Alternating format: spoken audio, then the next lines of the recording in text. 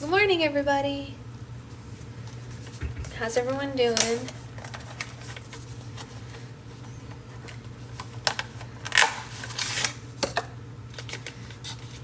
Everyone good? Happy? Safe from the hurricane? Living life? Does anyone want to hear about my newest pregnancy fun?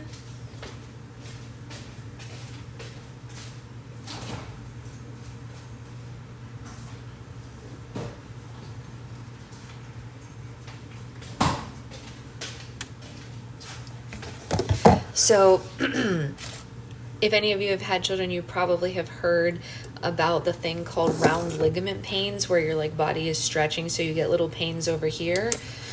I've had them infrequently, kind of off and on throughout this pregnancy, which is fine. But the new thing that my baby loves to do is she likes to make sure that I feel those only when I pee. So peeing has become the time for those side pains now. So that's fun and new. Yay! Peeing used to be super uneventful for me. No longer. It's been about 3 days of specifically round ligament pain pee.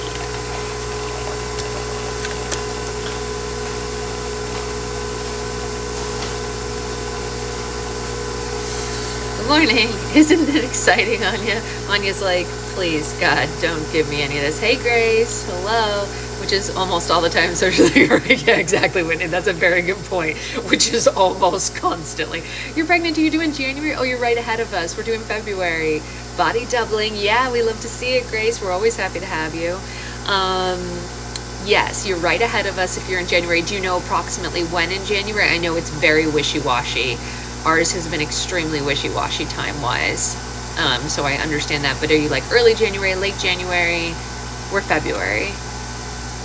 Early to middle. January 30th. Oh, you're right at the end. Yeah, so they keep changing it back and forth a little bit, Marissa, but we're approximately early to mid-February. And as we all know, they're going to come whenever they want to come. So, the first half of February sometime she'll show up, I'm sure. Although technically, she'd be fine if she came on January 31st also. So it could be the same time. Who knows? You know what I mean? She'd be fine. It would only be a week and a half early. So it's not like it would be detrimental. I wouldn't mind. You're having a girl as well? Ah, amazing. Congratulations. That's so fun. Very fun. Do you have your book is being passed around our lab. They've been asking about your audiobook. Oh, amazing. Okay, Grace, I can tell you the details. So for people in the lab, it's probably not the most fun process, but if anyone is willing to jump onto the process, basically they can purchase it now, but it's being released in chapters as I record them. It's only one purchase, and it's cheaper than it will be on Audible because I get to control the price when it's this way.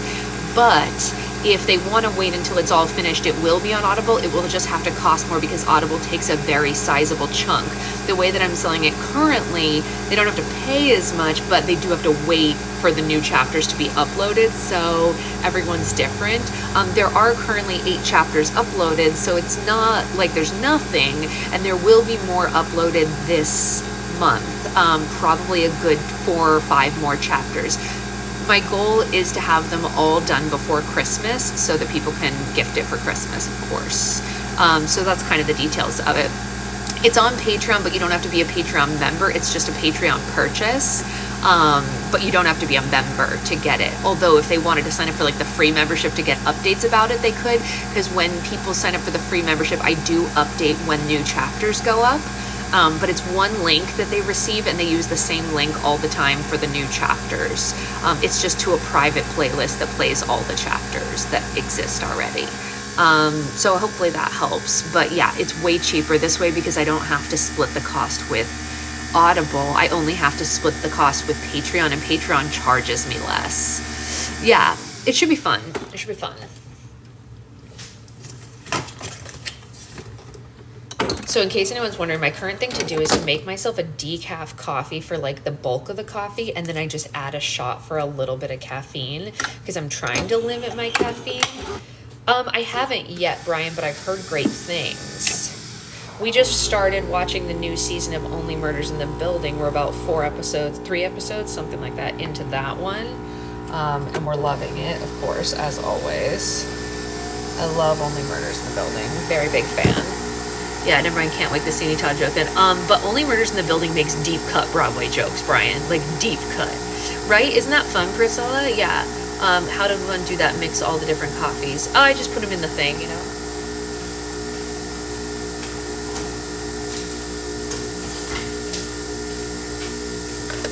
I just put them in the thing. Did you see yesterday's, Sasha? Yesterday's what? Did I see yesterday's what? Wait. What am I missing? I don't know. Yesterday's something? Tell me more. I'm open. I'm all ears. Tell me. My friend was watching both Murders in the Building and Agatha all along and wants me to watch both. I don't see why not. I've heard Agatha's really good. All my friends really love it. No, we're only on episode 4, Julia, because it came out while we were in Germany, and so we weren't able to watch from there.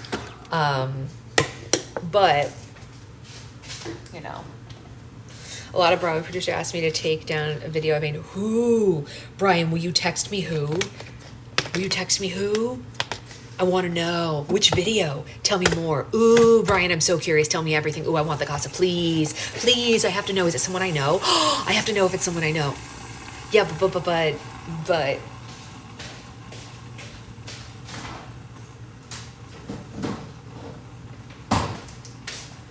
Which video did they ask you to take down? It's a subset video. You don't know them. Oh, okay. Too bad. Yesterday's episode was mind-blowing. Oh, I can't wait. The episode that we watched 2 episodes last night because they're kind of short. And one of the episodes that we watched last night had such a deep cut Broadway joke in it, Only Murders in the Building, that I'm shocked that they got the joke into the show's script because it is such a deep cut that only like a few, like a very small portion of the population would even understand the joke, even Broadway fans. Liz, it came out in August, very late August, early September, I think, or August 27th. So yeah, if you haven't seen that one, then yes, there's new. If you've already seen that one, then no, it's not. Yeah, us too, Liz, us too. But I'm shocked they got this joke in. It's that kind of a deep cut. I won't say it so that people who haven't watched yet can catch on it. I was live during the title song Walk Through Schubert Alley on Tuesday and was standing next to the... It's cut him off. Let's see what else.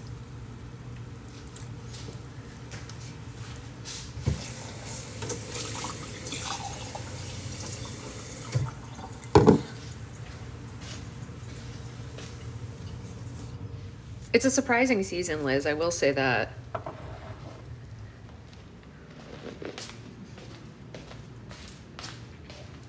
Cops in charge of shutting down the street, and they spent 3 minutes saying how much they hate it. Oh. Well. You know. Ooh, I forgot to bring my Kindle. Oh my gosh. Hey, babe. Can you grab my Kindle? I forgot to grab it. Look at me. I am the storyteller now. Uh-oh.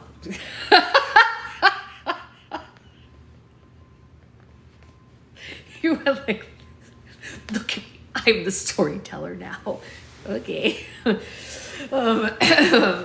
case you all are wondering if my life is ever boring, the answer is no. That's hilarious, Brian. What's your favorite part of being pregnant? I love feeling her kick because it reminds me that she's okay. At 3 a.m. or 2 a.m.? Which one's your favorite? I don't care. She can kick anytime and I will be fine. Because Well, for some reason. you have to click the bottom button, baby. Click the bottom button. Yeah, and then I slide. never have to do that for mine. Oh, maybe yours is different. Or maybe I have different Weird. settings. I just have to go on mine unlocked. Oh, you must have yours not go to sleep mode. Maybe that's why my That's probably battery why my lasts so battery- long. Yeah, my battery lasts a full month. Even though I read a ton. I need to redo my stickers today. They are in a sad state of disrepair. Okay, so We are so apparently excited, Nikki. The heavy curtains did their job too well. Grace did eventually fall asleep. This is not their book. Do you have a magnetic cover on your Kindle? Liz wants to know. Do I? I don't know. I'm asking you. Magnetic cover on my Kindle. What's that mean? Does your cover magnet shut? Yeah. Yeah. Does that make a difference in the battery life? It definitely turns it off, like kind of like what my Your phone does. used to do? It still does if I do it right, if I line it. You need a new case, babe. What am I made of money? I feel like I could buy you a new case. Oh, because you have a magnetic case, that's why it turns on when you open it. You don't need to do the button thing. See? It's pretty good. Although how you can hold yours is pretty good. We can get you this also. I need to redo my stickers. Look how I've destroyed it. It hit, this piece is a mess here. But I want to put Halloween stickers in for this month anyway, so I'll redo it today. Ooh, coffee. Thank you. You're welcome. All the while, and that's why he wants it down. Yeah, his doesn't have that, Liz, but we're gonna get him a pop socket. But his phone case is in a sad state of disrepair and he desperately needs a new one. It's in tatters, but... Literally. Like, literally in tatters. Not like, oh, you could get by. Like, it's not great. Like, I'm the type of person that keeps my old stuff until it's like the end. It's the end on this case. It is the end here. But... Wait, did you get your mail? Wait, no, I didn't have a code yesterday, but a code came in at like 3 in the morning, Liz, so I'm assuming that's it. I can't use my phone without a pop socket. I have the other thing, Jen. I have the, what's it called? Loopy.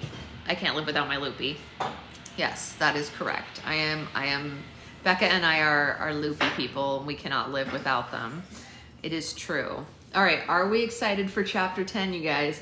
We're getting into it. We're almost halfway through this book. We're at 45%. We are almost halfway through this book, which is very exciting for us. And here we go. Let's see what happens today.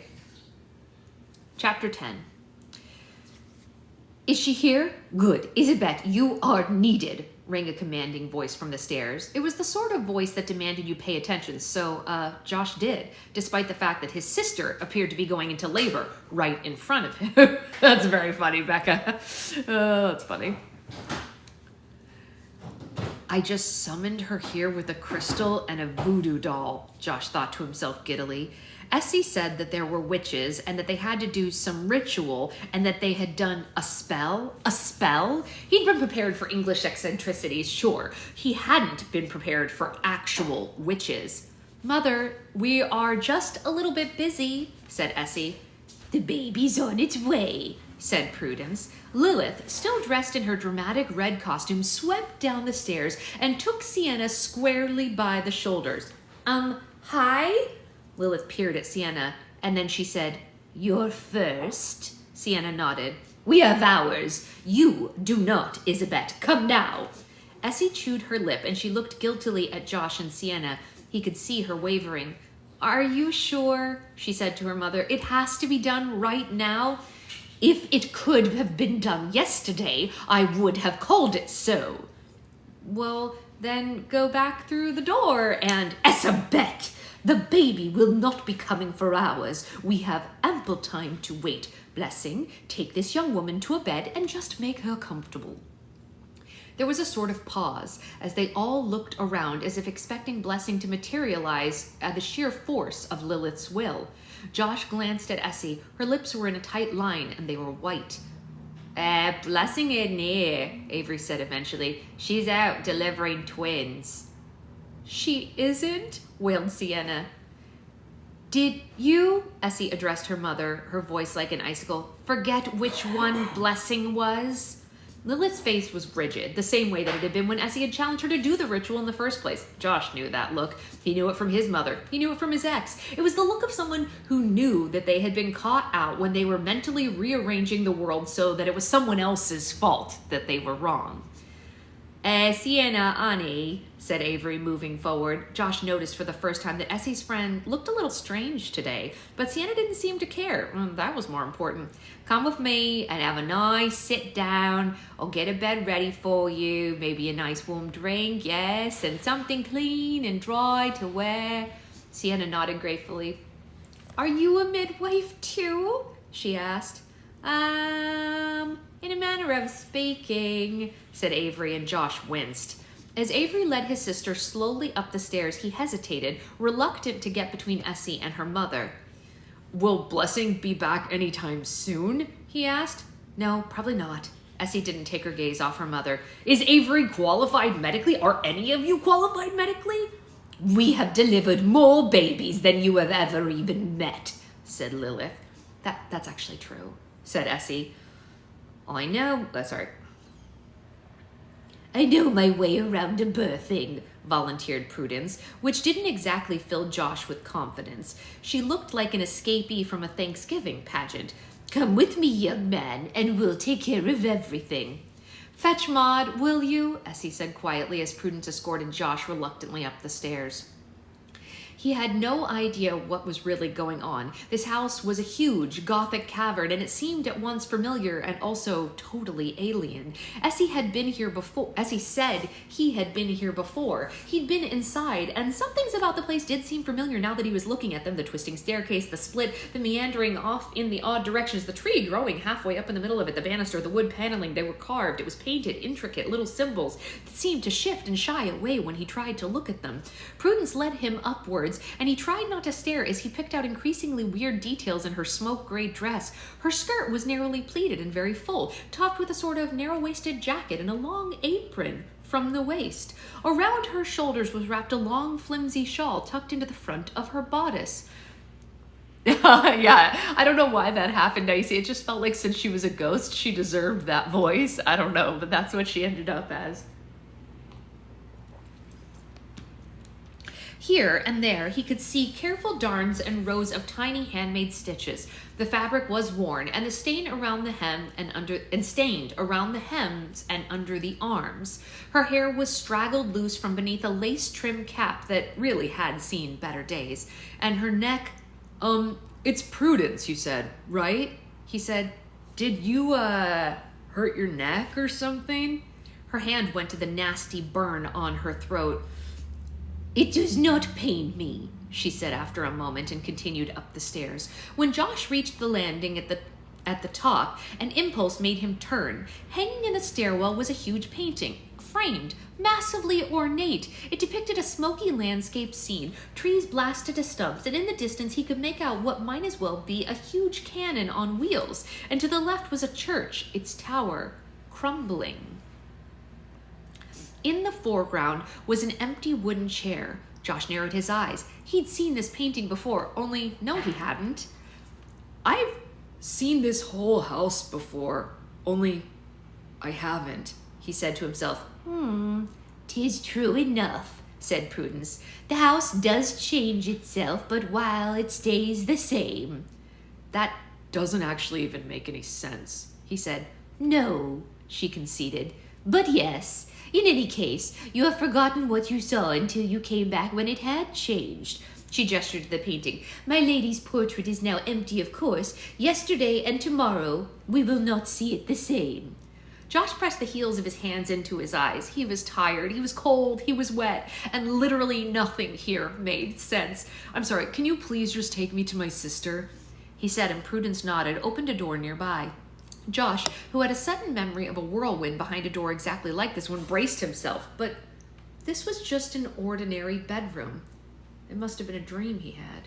The bedroom was large, and it had a slightly plain and unalive look of guest bedrooms everywhere. Sienna sat on a huge beanbag, calmly watching a large TV on the wall whilst Avery made the bed for her.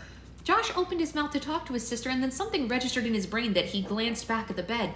At first sight, it appeared normal, and now Avery was pulling hospital rails at each side, fiddling with some contraption at the foot of it that looked distinctly like stirrups. This is a birthing suite?" he said. It is now," said Avery. "You just happen to have a birthing suite in your home?" Avery shrugged. The house provides what we need. Now then, dear, are you timing your contractions?" Sienna nodded. Her gaze was glued to the screen where people were glazing pottery. The last one was 45 minutes ago." "Oh, then we got plenty of time. I'm just going to go down and check on the others. Course, if you need anything. Prudence?" Prudence bobbed a curtsy. a curtsy, and then left the two of them alone. And then Josh was standing in a home birthing suite in a house that seemed to defy the laws of physics, time, and common sense. I'm having a very Stranger Things experience, he muttered. Sienna sipped from her mug. Oh, sit down, Josh. You're making the place look untidy. He looked around the room. Untidy was really not the word that he would think of.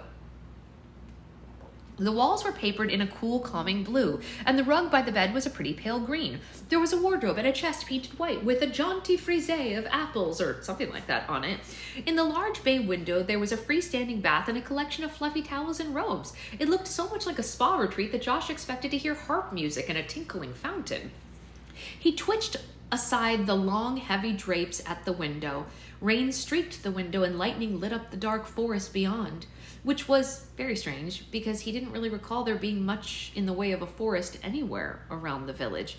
He'd walked the length of Gallows Lane more times than he could remember, and he figured a full-size forest was the sort of thing that he could recall. But then apparently he'd been inside the house several times already and he didn't remember that either. I know, it's weird that they both see the house differently, right? Sienna, he said slowly. Oh no, she's messing up the handle. He glanced at a fretful potter on the screen, nobly trying to smooth a clay handle back onto a pot. Hey, look, that's a bummer. But listen, does anything about this place seem weird to you? Sienna shrugged. I mean, kind of, but Avery said Blessing is the only one who delivers babies, so I guess it makes sense, right? Josh looked around the room again, and there were frosted lamps on the wall and what looked like a very realistic flame effect. A fire burned merrily in the grate, and the smoke smelled faintly sweet.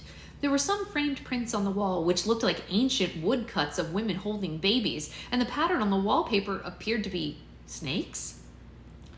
I've been here before, he said.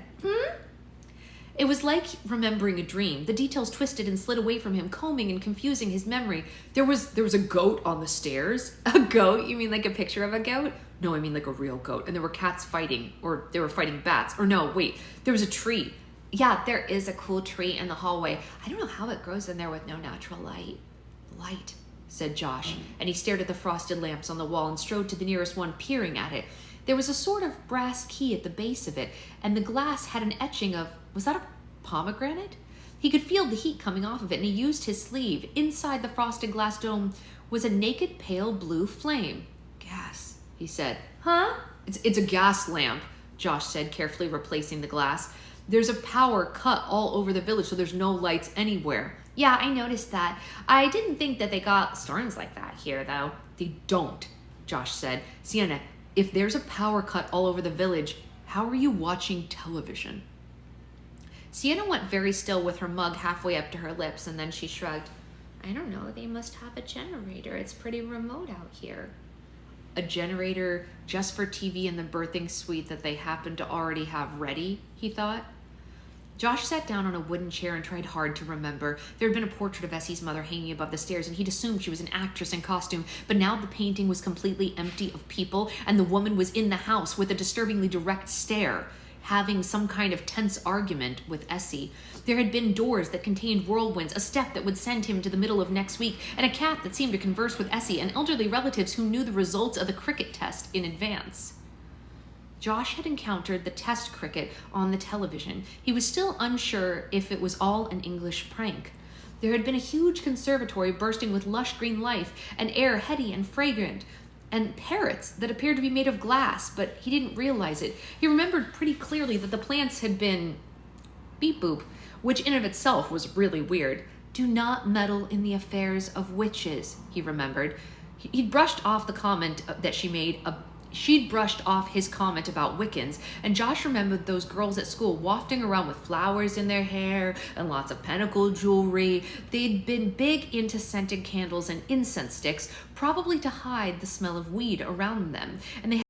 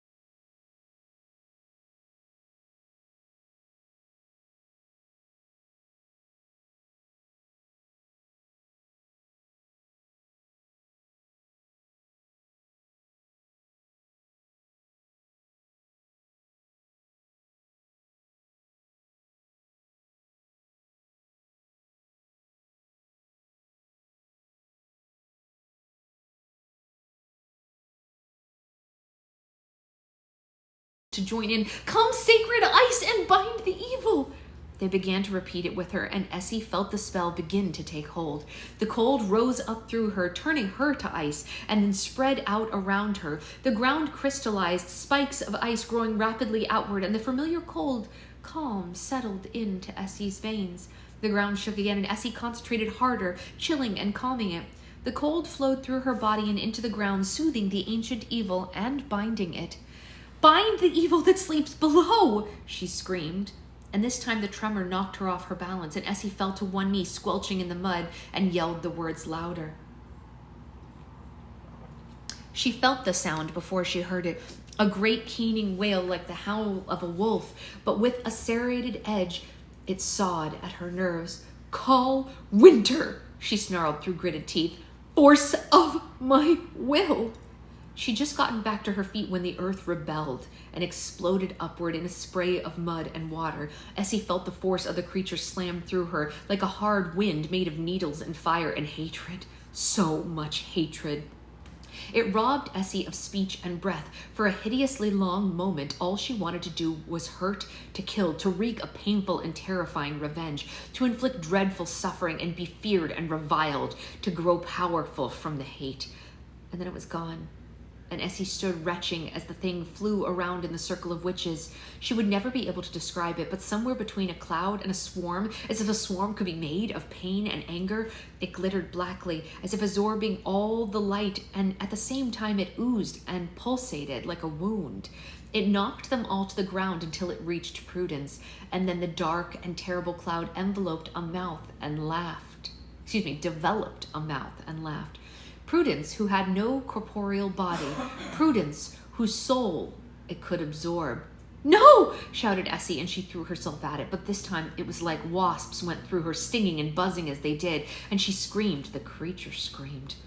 What the fuck? A voice came from the house, and she looked over, panting, to see Josh in the doorway. The creature turned, interest flowing in Josh's direction, as if it had found some much more interesting prey than Prudence. Its voice arrived in her head like a migraine. Hopkins. Josh, run! She gasped. Run! It made her get to her feet, retching and coughing, and she stumbled toward him. Go inside the house. The house will protect you. But would it? She didn't even know if that were true as she ran toward him, pushing past the creature. It didn't seem interested in her anymore, which is just as well, as she put her remaining energy into blasting it with ice. It slowed long enough for her to push Josh inside, and the others could take care of themselves, but he was vulnerable, and she had to protect him. Go, run! What is that thing? Josh yelled as he ran toward the stairs. It's evil! She didn't know what to do. It had never escaped before, ever. How could they even contain this? Where could they run to? Where are you going? Sienna, it's following you. Go back. But he was halfway up already, and there was already nothing for it to do but chase him. It turned and tried to slow down as the creature oozed evilly after them. It wasn't even rushing. It was almost as if it was playing with them. Do not go to Sienna's room, Essie yelled as she raced after Josh. He hesitated at the top of the stairs. Turn left, turn left! Maybe she could send it to the conservatory, and one of Blessing's plants would just eat it. Maybe it would trap it in the library. There was always the middle of next week. Heat suddenly shot through Essie like 1,000 hot knives, and she went to her knees as the creature flowed through her, and she thought she heard it laughing. And then it was swarming toward Josh, backing him into a corner, and as he forced herself forward, by my will, I bind you, she snarled, or at least she tried to. It came out as more of a whimper. She watched in horror as Josh flattened himself against the wall, and she ran toward him, his hands groping for the handle of a door. No, she began, but she had no breath left to shout as she threw herself at the creature, which threw itself at Josh just as he opened the door, and the three of them fell through it. Jeez. Scene break. Give me a second. We're at the 50% mark, so this is the halfway point of the book. Josh opened his eyes to sunlight, the pleasant sound of a bird's song, an even more pleasant sensation of Essie in his arms. Pleasant, but very confusing, since a moment ago he'd been running for his life from a special effect. That thing was buzzing and cackling, just like a swarm of malevolence that had passed straight through Essie and come for him. Where did it go? He tried to sit up, but Essie was sprawled on top of him. Essie? He was lying in long grass that smelled of summer. A butterfly fluttered overhead. The sky was blue with wisps of clouds. There was nothing to suggest that hideous creature was still around at all. Are you okay? She stirred against him, which Josh tried not to enjoy. Essie, as he remembered from that single kiss several weeks ago, was round and soft in all the right places. Her dress was damp and clung to her curves. Her vivid hair was drying into curls that tickled his chin. She lifted her head, and her eyes were greener than green and Josh had ever imagined. Her gaze traveled all over his face, and for a moment they lingered on his lips. She cleared her throat and rolled away, blushing all over her cheeks. Yeah? She said as she cleared her throat again. Yeah, I'm fine. Are you? Josh sat up. I think so. He looked around, and they were in a summer meadow, all long grass and wildflowers. A small wood was visible near the distance, some hedgerows, very little else. A buzzing sound made him flinch, and it was all fat bumblebees coming to land on tall flowers nearby. Several questions chased themselves around in his mind, and one made it to his mouth, which was, what the hell just happened? Essie sat up, brushing herself off. Her dress was white, but not as opaque as it might have been. Josh ordered his eyes not to linger below her collarbone.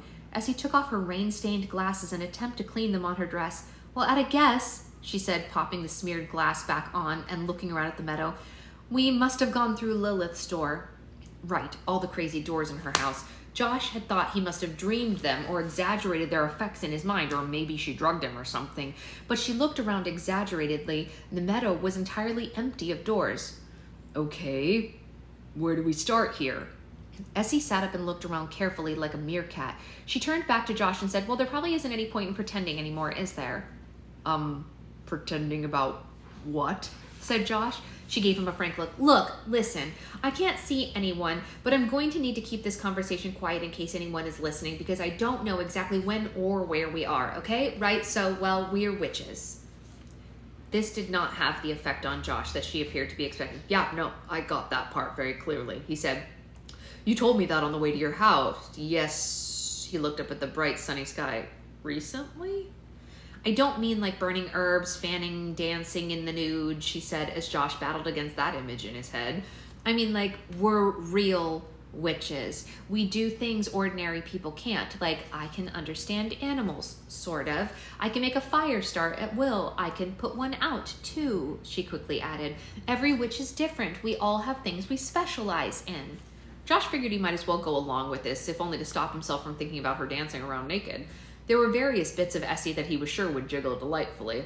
Such as, Well, Essie fiddled with the long blades of grass nearby. Maud, you haven't met her yet, I don't think. She knits the future, by which I mean she knits to show the future, like tea leaves or something. Texomancy, she calls it. None of us have ever been sure what she actually does or if it affects the future, but for a while, well, anyway, it feels impolite to ask.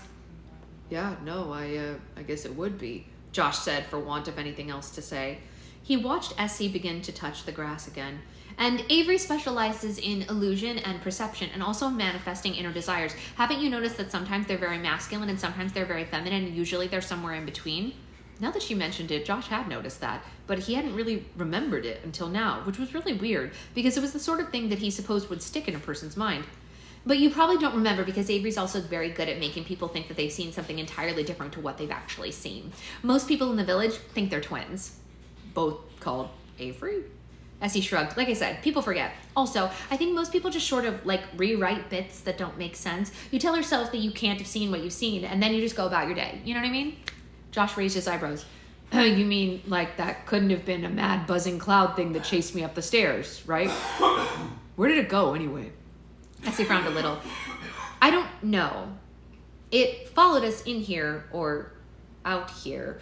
And then I'm afraid she looked a little embarrassed. I might have fainted. I've never traveled through time before. Josh nodded and went on nodding as he tried to work out what even to say to that. Haven't you? He said. No, not that I can recall, but that's what Lilith's door does. It goes to a different time and a different place. She's the only one who can control it really, and then it's sort of erratic. She snorted. You know how we say some people live in the past? Yeah? Well, with her it's literal. Still, it's handy for making investments. You wouldn't believe what Apple stock is worth these days. Josh rubbed at his face. They were sitting in a very pleasant meadow, talking about time travel, as if everything was perfectly normal, and they hadn't just been chased by a haunted swarm of wasps. Okay, he said.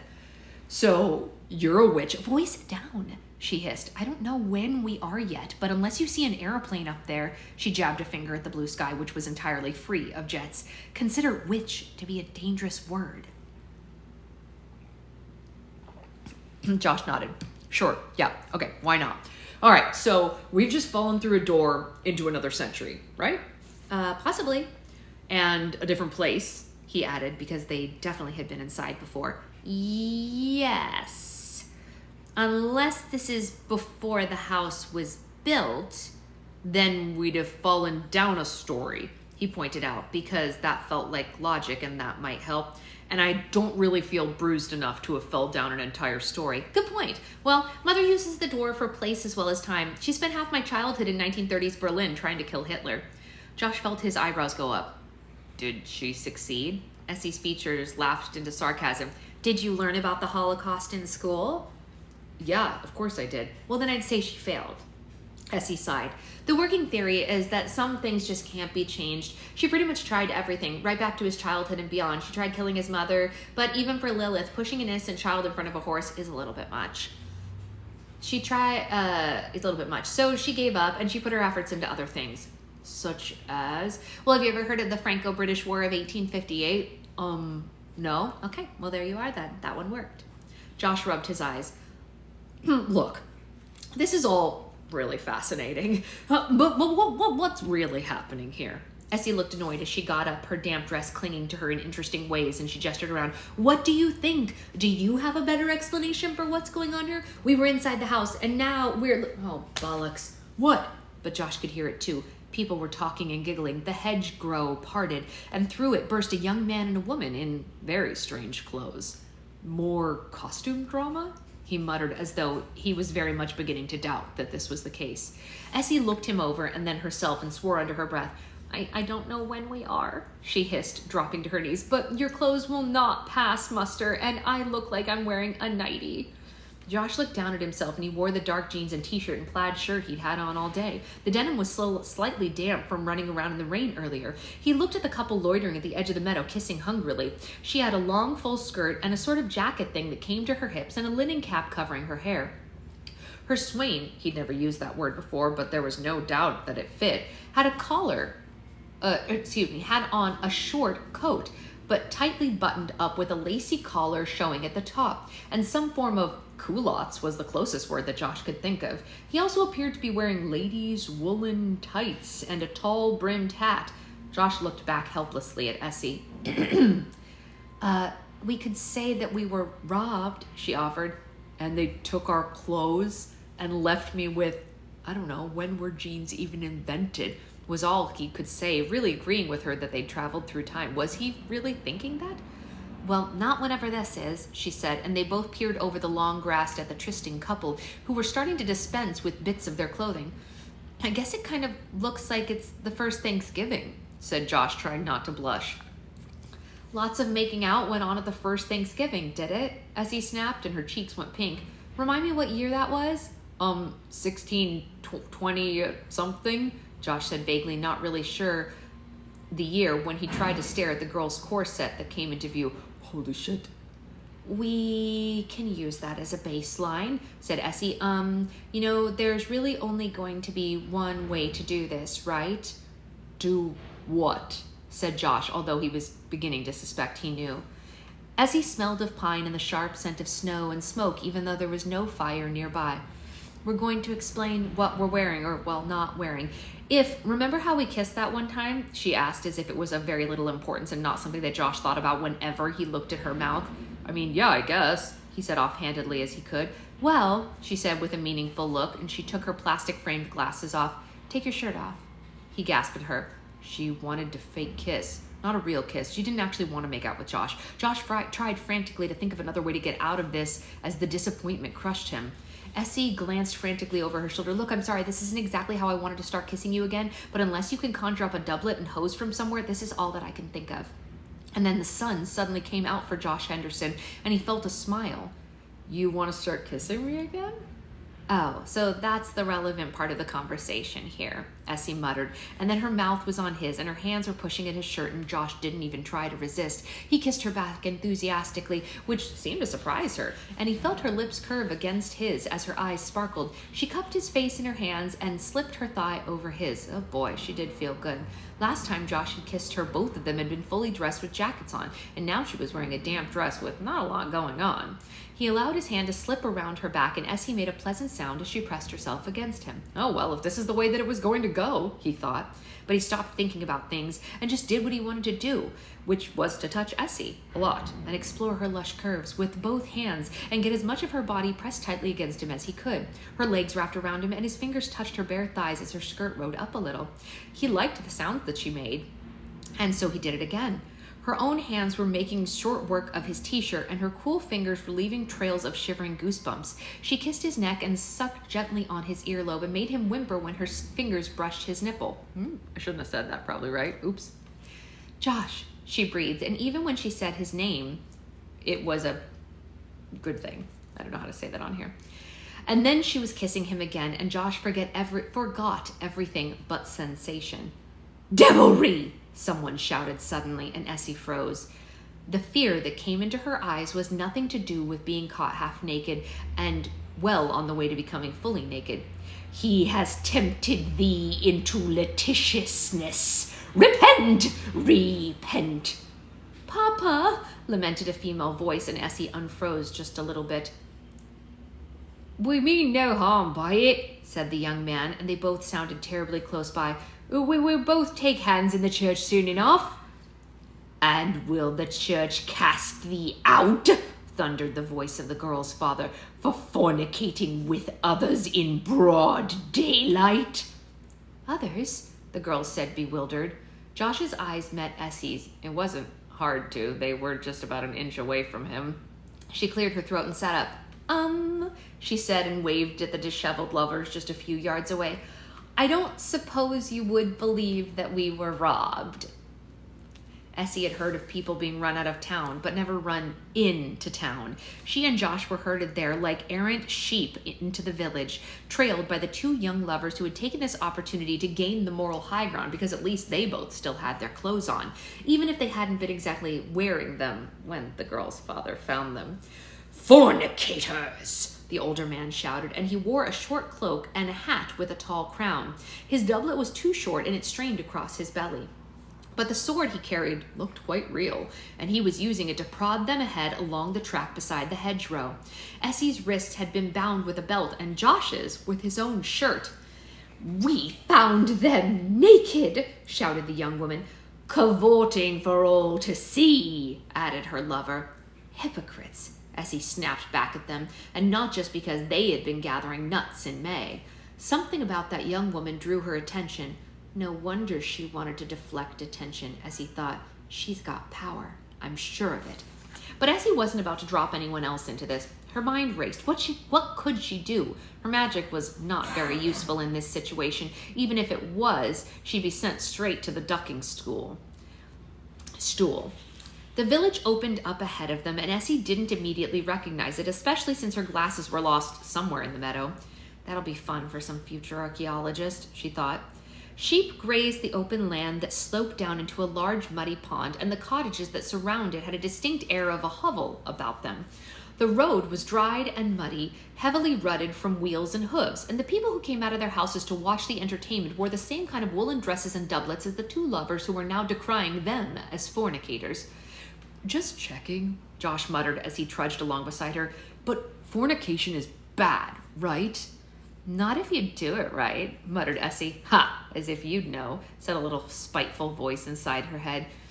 They are ungodly, shouted the stout man, and incite others to join in their litigiousness. It's true, shouted the younger man. They made us join in their filthy games. But we are godly people, and I but a maid, said the young woman hurriedly, as he snorted. Hey, do you know any Bible verses? Josh said from the corner of his mouth. It may surprise you to know that wasn't high on my mother's list of priorities, Essie replied. "Call the witch finder!" shouted the stout man, and Essie stopped dead in her tracks. The witch finder?" she said. His piggy little eyes gleamed malevolently. This was the sort of man, Essie recognized, who was still alive and well in the 21st century, complaining to the council about their litter louts and the young people who played their music too loud. Only here and now, whatever now was, she suspected she had an idea. He had an awful lot more power than merely complaining. "Oh, aye," he said, waving his sword at her, "for he be nearby in the Roddings." "Shit," said Essie. Panic laced through her. The Roddings were a collection of villages and hamlets less than 10 miles away from Goodwinter, assuming that the vaguely unfamiliar surroundings were actually her own village. "Fuck," she mumbled. How long would it take someone to cover 10 miles in the 17th century? Bugger! "Be thou a witch?" thundered the stout man, and Essie tried to summon her most withering scorn. But Josh got there first. "Of course not," he said in such a reasonable tone that the stout man wavered. "My wife told me that you'd been robbed." "Wife?" said the younger woman. Oh, sorry. What Josh said was, "My wife told you we've been robbed." Josh said, "Wife?" said the younger woman. "Yes, they took our jewelry," said Josh. "And my dress," said Essie. "It was an expensive one," she added when the onlookers looked skeptical. "But you are dressed most strange," said the younger man, waving at Josh's shirt and jeans. "Well," he said and glanced at Essie. "Yes, but I put it to you. Essie began, desperately trying to remember her history. America had probably not been settled for about 5 minutes. But Scottish? No. They probably had a war going on. Dutch? No. Maybe. French? Definitely had a war going on right now. He's Irish," she said. "They wear different clothes because of the rain." Yeah, Josh said and attempted a smile. No, Essie said, kicking his ankle. "And we were traveling," Josh went on, warming into his theme, "to visit family." "What family?" the stout man shouted suspiciously. "Good question," Essie said, shooting Josh an evil look. They've come to see me," said the young woman surprisingly, and the two of them looked up in astonishment as a well-dressed woman pushed through the crowd. Her gown was made of some kind of brocade, and a large collar covered her shoulders. It was several inches deep in lace. Her hair was dressed in ringlets, and her eyes were shrewd.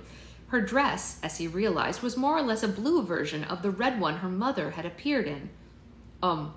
We have?" said Josh. "We have," said Essie firmly. Whatever this woman was offering, it had to be better than being witch-hunted. "My dear aunt," she said, forcing a smile. "My dear niece," said the older woman. "And all the way from Ireland, too, to be met with such villainy. To be robbed and then paraded naked through the streets." She tutted. "You will untie them at once," she said to the stout man. "But what if they be witches?" he said. "Oh, they were fornicating," said his daughter without looking at her lover. The woman in the blue dress said, "Ha! Stuff and nonsense. Do not fall prey to those tricksters, Master Goodwin, for they will take all our coin in promise to root out evil, having taken it to determine what they seek to find. 'Tis a devilry of its own. Put up thy sword and release my kinswoman, or you will be paying the witch-finder, and you still owe me the quarter's rent." Stuff and nonsense. Essie peered at the woman as Master Goodwin gestured reluctantly for their wrists to be unbound. She couldn't be an ancestor of Agatha Cropley, could she? "Now, you will come along with me," she said the forthright woman, "and these good people will go about their business. We have no more of this unchristian nonsense. For shame, Master Goodwin," she added, and Essie fancied her eyelid flicker with a little wink as she swept them away. Essie waited until they were out of earshot, striding across the common before she said, My thanks to you, madam. Do you, know us?" The woman snorted. "Nay, but I wager that I know thy kinsman. Be you her sister, cousin?" Essie exchanged a glance with Josh, who looked utterly lost. "Would you be speaking of Lilith?" she ventured. "Aye, you look much like her. The hair, the eyes, The woman stopped and peered at Essie in a penetrating manner. The chin. You will take no nonsense either, I see. Yeah, well, I try not to, said Essie, running to keep up as the woman set off again. I didn't catch your name. Oh, I'm Mistress Hopkins, said the woman, of Brook Manor, but you may call me Agatha.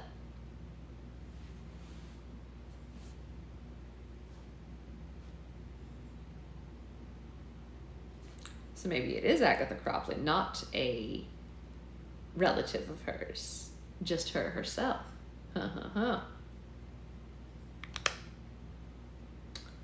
Well then, they have traveled back in time, and it turns out that Agatha, when she died of old age, was very, very old age. Perhaps almost 400 years of old age. Yeah, I didn't see this coming, Avery. I had no idea this was going to happen, but there we are. There we are just the same. Yeah. Wild times had by all. That was fun. I will probably be on later to make slime, but it depends on how many bins I get packed up. Ooh. It was just trying to confirm that I'm a human. So I'll see you all later. There will be a post going up later today to sign up for next week's Roll for Slime, which is great. Orders have already started going out. I sent some yesterday, not the pre-orders, but like the Roll for Slimes and all those, and the Slimes of the Month. Pre-orders will start mailing tomorrow, including Cauldron Buddies, which are going to go first so everyone can use them. I know, right? Well, that was his dad's last name, Naisa. So, because Henderson is his mom's last name, he said. So Hopkins is his dad's side, and his dad's the one who willed him the house. So I guess it's his great aunt or great aunt, something like that. Anyway, that was fun. We're past the halfway point, which is fun for us. And I will see you all later / tomorrow. Exciting. Bye, guys.